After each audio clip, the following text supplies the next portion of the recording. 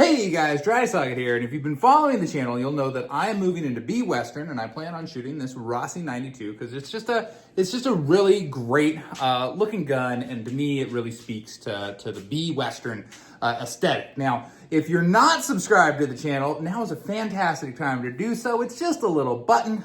Go ahead, press that for us. And you will see lots of, shooting videos, a lot of cowboy action, and you will see our attempt at a speed run with this gun, in which we got 9 bullets down there in 4.71 seconds, which not terrible. Why only 9? It's because as I try to work this as fast as I can, I end up getting one that tries to double feed and ejects out, and it just doesn't work for me. Now, 4.71 seconds is great for me. I know there's guns that run faster. I also have some videos of my 73 and 66 in which I'm able to push them a bit faster than that with all 10 rounds going off without a hitch. But if I was able to shoot a 4.71 with 10 rounds loading, feeding, and firing, I think that would fit my purposes quite well. So that's what we are shooting for, is basically what we'll call it 4.5 seconds, all 10 rounds downrange. Now, can we do it? I don't know. But how we're gonna try is we picked up this kit from Steve Young, Steve's Guns. I'll link him in the description, and it's how to modify and slick up your Rossi 92. Now, Steve, I don't know him. I'm not affiliated. I paid my own good hard money for this. I just found online that he's the Rossi 92 expert, and he says because all the other guns were taken. It comes, with some parts that we're gonna install. It comes with that DVD. I also picked up a no gunsmithing little gold saddle ring because I think that'll look really good on my rifle, and a front sight that has kind of like a faux ivory up there. The reason for that is my 92, I don't know how well you can see that, did have a red fiber optic on there that I just slapped some gold paint on to make it more SAS legal, but I do need to change that sight to run it. And then he also had just a little screwdriver and punch kit for the Rossi 92, and I felt that would just make my life easy, so I picked that up. Even though I do have screwdrivers and punch kits and various things, I just figured if I'm gonna have a little Rossi toolkit, this is a good, easy way to do that. What this video is not gonna do is show you how to do all the tricks in his little video or anything like that. It's more of a review. But if you have bought his kit, feel free to refer to this because I'll kind of walk through how I did the things in the video and install the parts and things like that. And sometimes I find it helpful to watch videos like that to help me out. I'll probably be doing that while I'm doing this. So stay tuned. So the modification that we're going to start with is we're going to put a saddle ring, this gold saddle ring, onto our Rossi 92. I chose the gold because I think it offsets the silver. I think it'll look pretty slick there. Pretty simple operation to do. What we're gonna do is we're gonna remove this hammer screw. Now, there's a couple ways you can do this. The long way is you could take off your buttstock. You could get to your hammer spring. You can kind of pin that in position, because once I take this screw out, this hammer assembly is gonna wanna try to kick back. Now, there's a couple ways that you can kind of cheat the process. One is to, as that comes, use like a pin to put in to hold the place, so that way you can replace it with your saddle ring screw there. The other thing that you can kind of do is you can kind of futz with it to make sure that you're lined back up. It's not too terribly difficult to do, but after you do it, I do recommend cycle some dummy ammunition through it just to make sure that it's it's still functional. It's better to find that stuff out on the bench than on the range. So I'm going to take this screw out.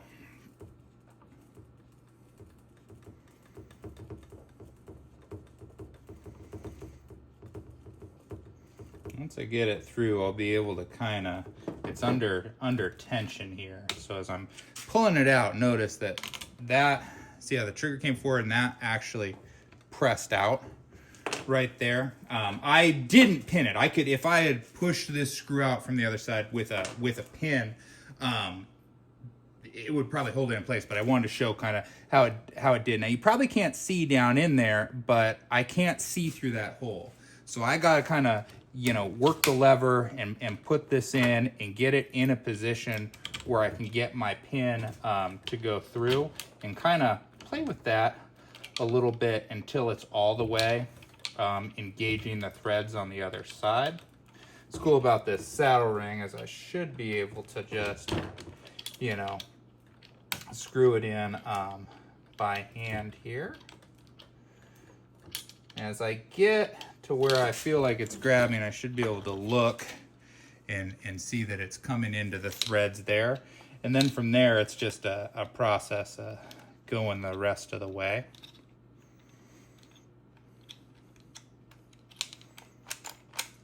Making sure that we're in the target zone there.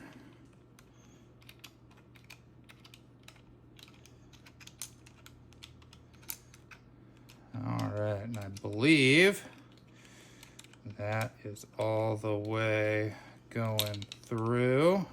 Kind of got my finger on the other side so I can feel it. So there it is.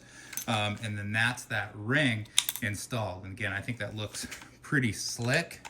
Gonna work the cycle and the hammer. That felt good. And then I'm gonna take, you know, a dummy ammunition, put it in there, and make sure in, feed, fire, eject.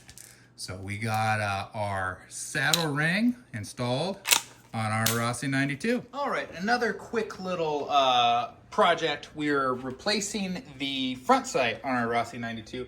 This is my old front sight here. You can see it was a red fiber optic one that I just put some brass colored paint on. I switched out to the white, the faux pearl one, because I think that might show up a little bit better in my shooting glasses. The way that we replace one of these, and it's super simple, so I already did it. The rest of the way with this guy here. There we go. So that one's out. And then the process is the same for putting the new one in, except we're not going to go this way. We're going to go this way. So I kind of get it on there fingered a little bit, and then I'm going to give it a couple taps. And I'm going to get it to where my eye thinks it's right center. Now, there's a little dovetail channel that's cut into the barrel there.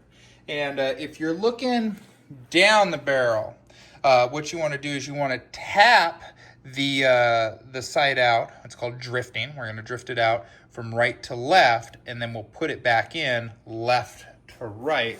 And you do that with a little hammer. And then you can use a brass. I actually, because this one on the Rossi, you don't have to put a whole lot of oomph in them. I'll actually use an acrylic rod. Using an acrylic rod or brass, just make sure that you're not going to ding up your barrel. You can use, you know, a traditional just kind of punch, but you know the hardness on that, if you miss, if you have to go to town on it, and you can see this one, you know, there's less room to hit than on this nice big one here. Now, what that front sight is doing is it is lining up with the barrel. So you want that dead center. What you do is you get it in where you think it is, and then you want to check yourself. And you can do that with a bore light. There's a couple different ways to do a bore sighter, excuse me. You can get one of these bullet types. You just load a bullet in, you put the batteries in, you turn it on, it'll shoot a beam down the barrel. Those are okay. I think a little bit better ones are the bore lights like this. What you do here is each one, they have a whole kit. So you find your appropriate sizer. I think for this, if I'm remembering right, it's the 5. And you put it in there right like that, fits pretty snug, and then it will shoot a laser light. This one's green. Actually, I think this one does red. Yeah, red and green. But the green, I think, shows up really well. And then I just sight that in on a target of a similar range that I would shoot at in Cowboy Action and make sure that I'm right dead in the middle. The up or down has to do with, you know, the elevation of your rear sight. So you're just checking that kind of right to left. And I think, again, there you can spend a lot of money getting some really fancy stuff to do some sighting, but for purposes of Cowboy Action, where we're shooting at targets that are relatively close, doing it with one of these bore sighters. I think I got this kit off of Amazon for, I think it was like 30 bucks or something like that. Incidentally, it's Prime Day, so they're probably even on sales. But you can pick one up. It looks like that. They're pretty nice, pretty handy to have around. The bullet ones, I really like these for revolvers. So I like to sight my revolvers for this. This is one that I had lying around. This is 9mm and 223. So not super useful for this gun, but I don't have one in 357-38. I have some in 45 Colt, but that wasn't helpful for this gun. So I'll probably pick some of those up at a later date. But yeah, there is our new sight that's on there, and let's see if I can sight something in for you. All right, I don't know how well this is gonna work, but there is Darth Vader. I'm pretty zoomed in. There's our dot. So let's try to get this with our eyeball. I don't know how well it's gonna focus. Yeah, but you can see right there that we're right straight on target there. That was a little awkward to do. Easier when I've got one hand on the gun, both hands on the gun, not one hand on the tripod. But that is centered right to left, which is what we want. So now that we've made some cosmetic improvements to the gun, you know, adding the saddle ring there and changing out the front sight, we want to work on what's stopping the gun from running fast and smooth. And it's a couple things. It's everything that binds up in here. There's a lot of basically burrs and things that need to be removed and polished to get that to run smoothly. And then the other thing is the trigger pull. When we get a little force gauge here, we'll get that going. And we've got about a 4.5 pound trigger pull. To compare, you know, using, this is my 73 that's been flipped up by Jimmy Swerge. You can see how much less, you know, I need to get that to cycle there. And then the trigger pull here is about 0.5 pound. So, you know, I can run this obviously a lot faster than I can run the Rossi for those reasons. So we're gonna get into the disassembly of the gun and doing what we can to make that run smoother. We'll start with just basically an overview of the things that we're gonna use.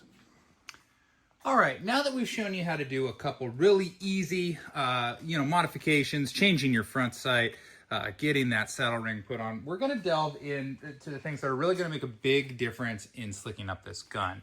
And that is really doing some polishing and some light grinding in some areas to help the gun just run smoother and to take away some of the parts that are frustrating. Now, I have been shooting this gun in Cowboy Action. This was my first Cowboy Action gun. So one thing in particular, really two things in particular, I've already done. I'll tell you about them, but when we get to that stage in the disassembly of the gun, I will show you how to do those.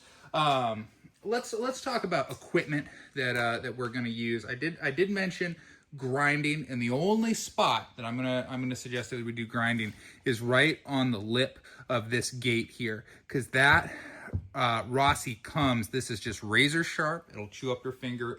It'll chew up your bullets. I think it also leads to some feed issues.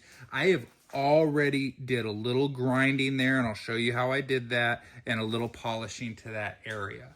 If you have a Rossi where that has not been done, I think that is a good thing, that you can feel some pretty immediate movement in how the gun operates. What we're mainly going to work on is when these are made, they're rough. There's a lot of burrs, there's a lot of tooling marks, and it makes where the cycling of this action is very stiff, okay?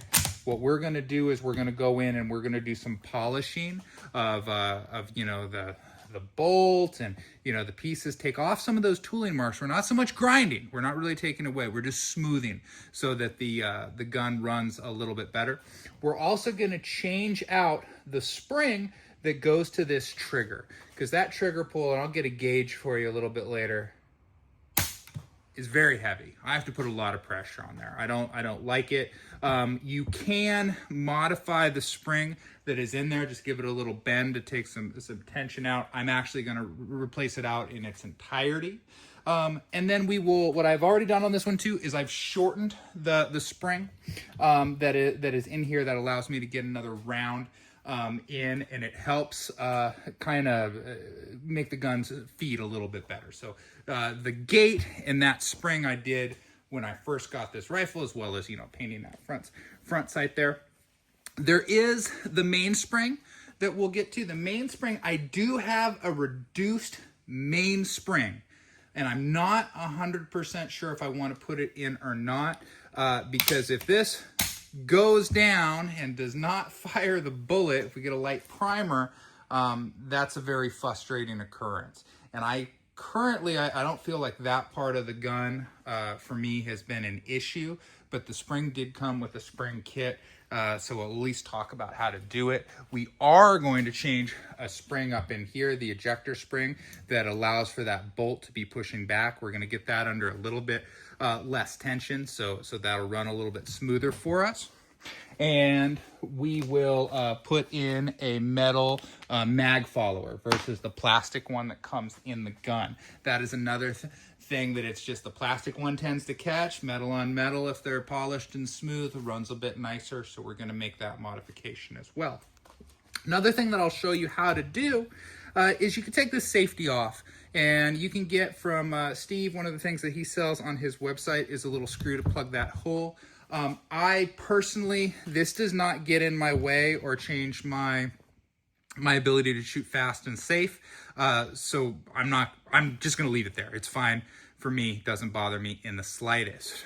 You know, in the Stoker Coach gun, where every time you open the barrel, it resets the safety. That's a modification that I made to kind of turn that off. Tools, something like this. This is just a rotary polishing kit. And, I like this little, rotary tool from Ryobi just because it's a nice portable bench one. Handheld Dremel works as well. I did buy Steve's little screws and bolt kit that is made, or and punch kit rather, that is made for the Rossi 92. So that way I just don't have to search for stuff. I just kind of am going to keep this in my gun cart as Rossi there. So that's nice. Some other things that you might need, this is just my, just a punch kit. This has some brass ones. I showed you earlier that I also like the acrylic ones, but having punches on hand, and then, you know, either like a punch block or a roll of masking tape is what a lot of us use. We're gonna do that. I do have, you know, some calipers if we have to, you know, do any kind of measuring. You know, I've got a digital caliper, which is really nice. I have that trigger gauge, which isn't over here, but that'll tell us, you know, the force and what we're making the change on that trigger and what we can get it to. But then what we're really going to do our polishing with is some India stones. And these are just from a knife sharpening kit. This is actually, if these look so fresh and nice, because I just got a new set because they were on sale on Prime Day, which just happened there. What you do is you soak these, you get them wet enough so that the air bubbles aren't coming out anymore. That's why they call it a wet stone. And then you're going to work the part just over the stone. I also have, you know, some smaller blocks if we have to get in. The green one back there, that's a coarse one. We're not going to use that. But if I have some knives to sharpen later, we might use that there. And then any kind of honing oil, you know, this is some knife oil that came with the stones. but honing oil, Maui grease, any kind of thing to slick it up and do the polishing there. So those are what we're going to use. We're going to get into next kind of the takedown and disassembly of the rifle, and then we'll show you how we're doing each of those modifications, and then we'll put the whole thing back together. I am using mainly Steve Young, again, a link in the description, his video and his parts, although I do have that main spring that I may or may not put in, as well as the lightened trigger spring came from a kit off of Brownells, and I'll link that as well. All of the disassembly and the various things and what I'm doing, Steve has in his DVD video, which is fantastic. He sells that on his website with or without the kit. So if this is something that you want to get into, I'd strongly advise getting that. Again, I'm not showing you all the pieces, so long as this is a video where if you watch that and you're struggling through it and you need to look at somebody else doing it, that's what this video is for. But yeah, it's gonna be very good. And when we get there, I'll show you kind of how I did this modification, because it's very nice to not cut up my finger when I'm putting rounds in. Oh, and then this is just a gun mat. Highly recommend. This is a big rifle one. I've got some pistol ones too, but this is just really nice. So when you're putting the bolts, there's little places and the screws and the what have you, so they don't run away from you and you can find them. So something like that is very, very nice, because I've lost stuff before, and that is always no fun. So let's get into it. All right, we're gonna jump in and start disassembling the gun here. What we're gonna do first is we're gonna remove the tang here. So we're get in on the tang screw. And I'll probably speed up, some of this video and whatnot, such that you don't have to, watch me in real time unscrew things. But get that out. And then just it's important, keep your parts again. These silicone mats are very nice because they have man, tight. There we go. So, cut that off. Now, what we're gonna do here, I'm gonna make sure that you can see, is we don't want this mainspring to go firing across the room. So we're gonna get it there, and then we're just gonna put a pin of some sort through. A push pin works super well. So we do that. Now we're gonna flip the gun over, and we're gonna get this screw right here. This is what's called a plug screw. So it's just protecting the bolt pin, right? So we're gonna punch that out. So this is just this little guy here. Again, very small bit. It's gonna go up there. We're gonna flip the gun back over, and I'm just making sure I'm keeping that there. And then you can use punch block, masking tape. We're gonna go right in there. Again, I got this little punch kit from Steve, so I just have some Rossi punches that I already know are the right ones, and we'll just get that punched out there. So here's him.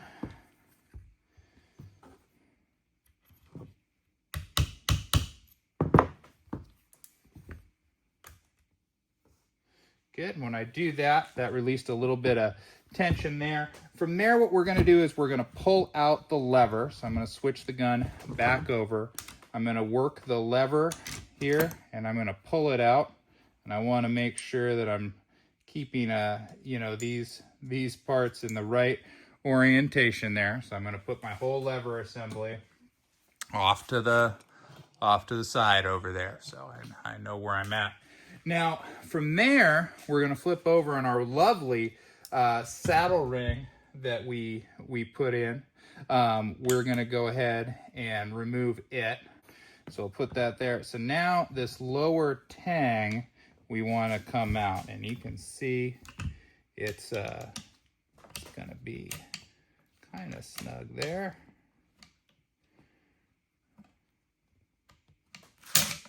There we go. So there's it. And then the hammer assembly is going to slide out. We're going to keep that pinned. We'll put that over there. So there's our trigger. So what we're going to do is I'm just going to kind of move some stuff around, get some other stuff around. We can also freely take the bolt out at this point. We're also going to be replacing this spring up here. If you desired, this would be a good time. If you pop that pin out there, that's going to free up your safety. Now, the way that this safety works is there's a little channel with a tiny little string and the tiniest little ball bearing you've ever seen in your entire life. Again, this does not bother me, so I'm not going to take it off. But if you pop that, pull that off, be prepared to catch those, because if you want to put them back, you will never find them if they shoot across your shop. But you could take that off at that point and then put a plug in. This, like most lever actions, has a traditional, half cock safety. So that's like a redundant safety up there. I don't find that it gets in my way at all. So we're not going to worry about it. So let's move into that hammer spring. All right, we're going to show you how to replace the hammer spring in your Rossi 1892. So this is that hammer spring. You can see it is a big piece of metal. It is a leaf style spring that you push the trigger against. When we measured the force of that trigger, it's about 4.5 pounds. That's a lot. That's a lot more than we need. Something that you can do, and we're going to take this screw out here really quick, is you could just fatigue the metal of your spring just a little bit.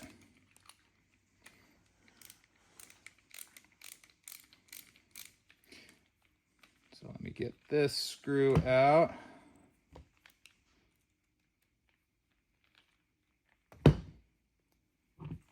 Maybe.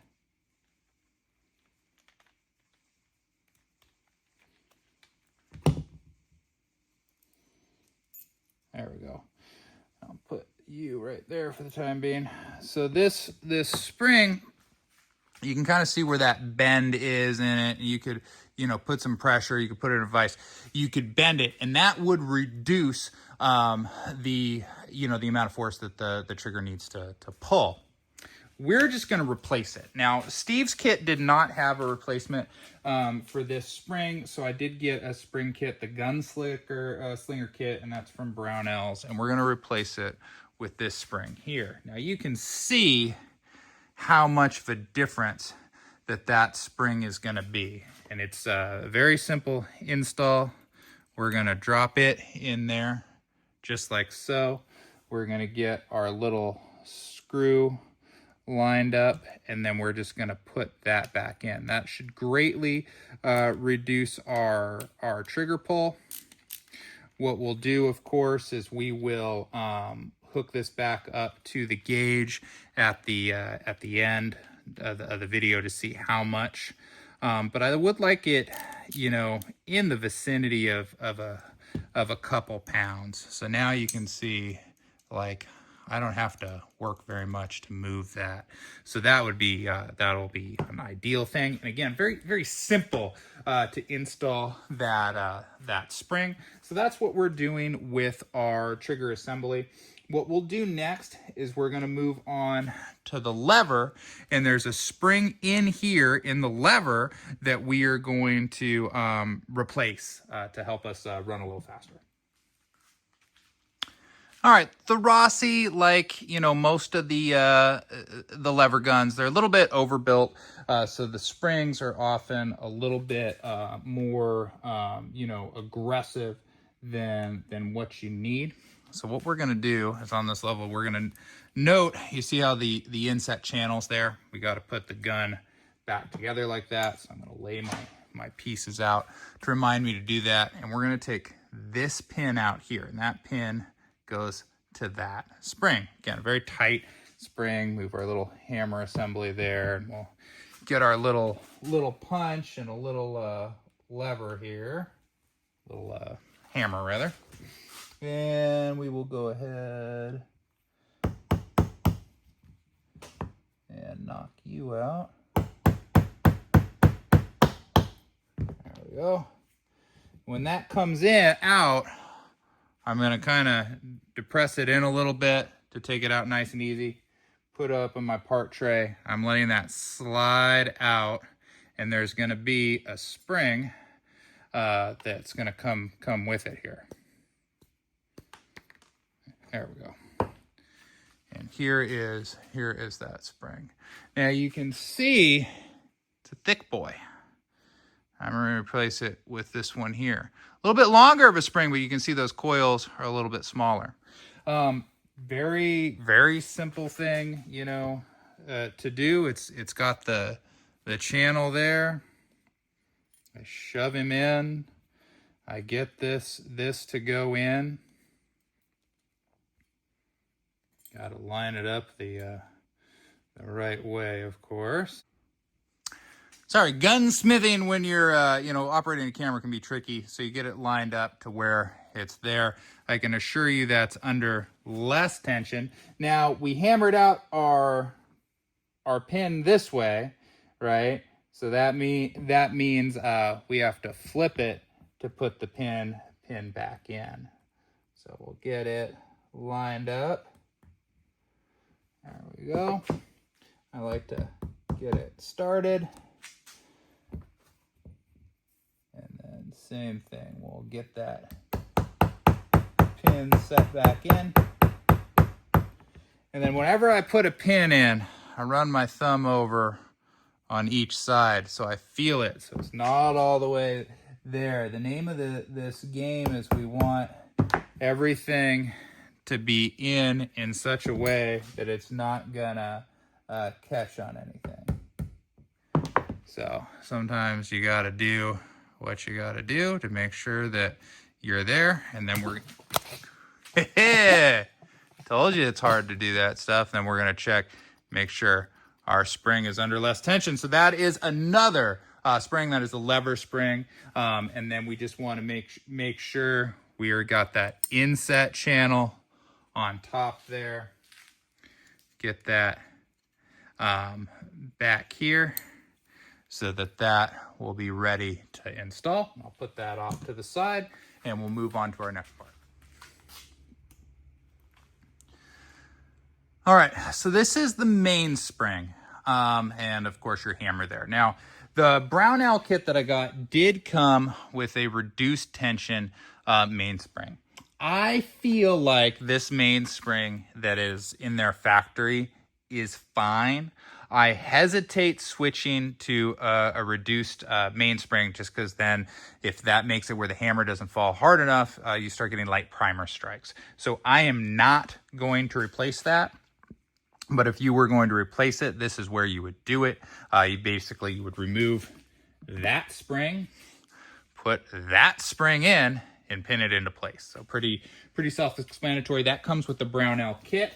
I am going to save that in this little bag of my Rossi 92 stuff, such that if I decide at a later date that I want to go back in and change it out, I will. All right, so now we got the bolt. We're going to do a couple things with the bolt. First thing that we're going to talk about, I'm not going to do right now, is this ejector spring. So we're going to get this just to come out there. So there's that. They should more or less fall out. There's that spring. And there's a little collar follower that, there it is there too.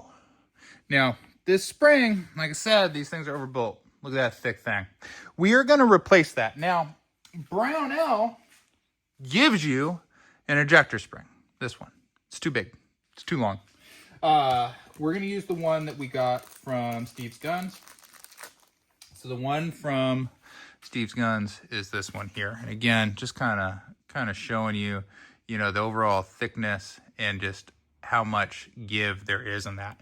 That reduced tension, one of the things that the Rossi does is it puts a lot of force into throwing your shell casings up into the sky, and a lot of times it will get chopped and all sorts of things.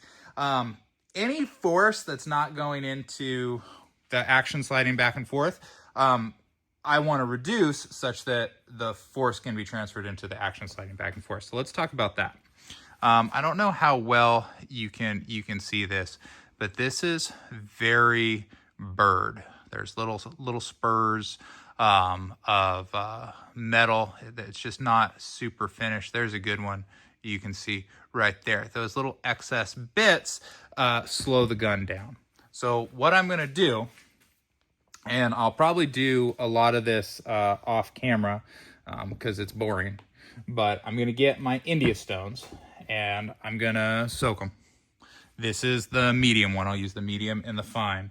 And I'm just gonna, on those critical sliding surfaces, I'm just gonna take and line it up, and I'm just gonna go back and forth very lightly. I'm not gonna be putting force in there. I'm not really grinding so much as I'm just polishing those imperfections off. I'll do that with the medium and the fine, and then I do have a rotary tool with like some rouge, right? That I'll smooth up these surfaces here. So I'm gonna do that.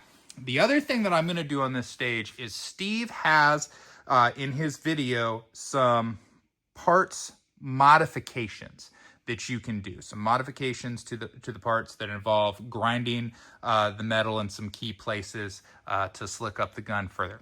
I don't want to show those on camera because Steve sells his video in his kit, and I don't want to put out his information. I just want to tell you where you can find it. And at the end, when we run this gun and compare it to what it did before, if it goes faster, that is a pretty good indication that it works, and maybe it's something that you would want to invest in. But I'm also going to make those modifications at this time.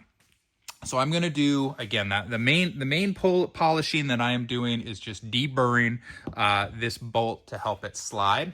I'm going to do that, then we'll reinstall the new spring here. It's pretty simple. It just goes back in there, and there's a little catch where you just push it down and click it in.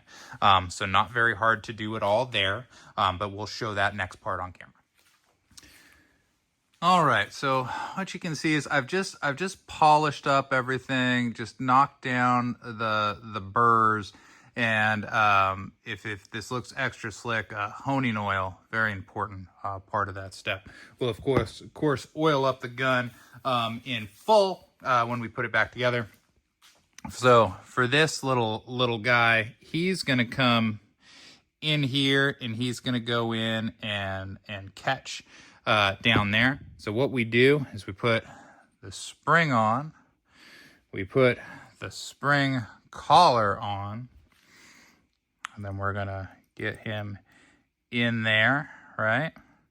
And then when we put him in, we need to get that collar to come up by there. So I'm gonna get just a punch to do that.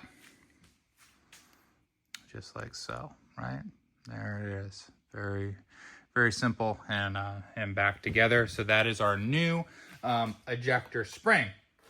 So that has addressed the lever spring, the hammer spring, the friction of the bolt. We talked about the mainspring, we didn't do it. And then the trigger spring, lever spring, ejector spring, didn't do the mainspring. There's another spring that I have already modified, but I'm going to show you how to get into that one, and that is the magazine spring. So that's this guy here. What we're going to do, there's a little tension doodad right there. So we'll relieve that. Magazine spring is very big, so when you're working on this, make sure to keep your finger there so we don't end up losing the magazine. So we'll get that one out. The magazine spring, so if you have a 38, what you need to know about these magazine springs is no matter the size of your barrel, right? It could be 16 inches, it could be 64 inches. Just kidding, they're not that long. But they use the same spring for all their models of gun, regardless of the barrel there.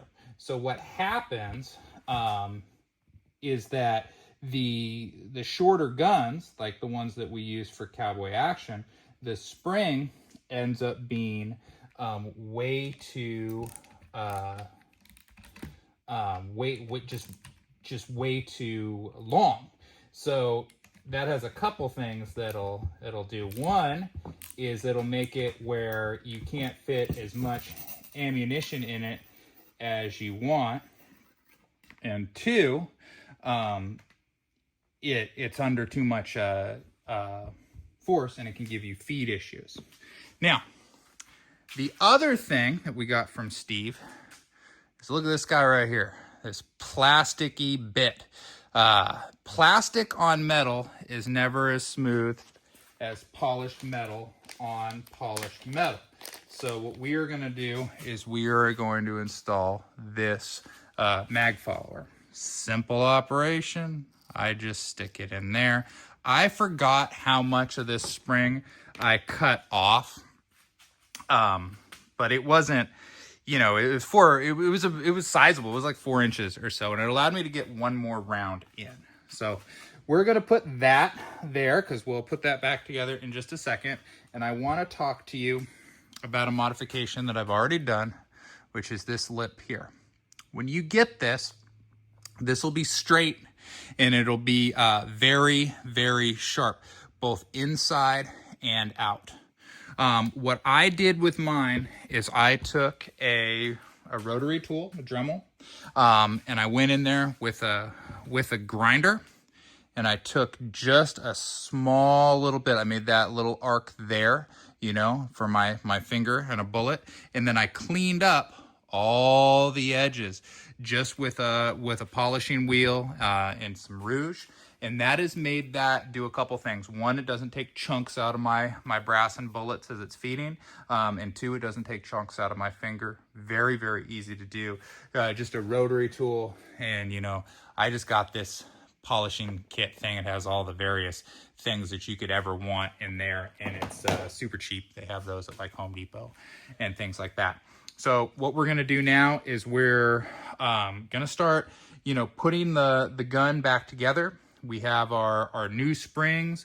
We have our polishing that is done. I'm gonna take a pause here to get some oil and some things over here, because as we're putting it together, it's a good time to oil it up and everything, and we'll reassemble.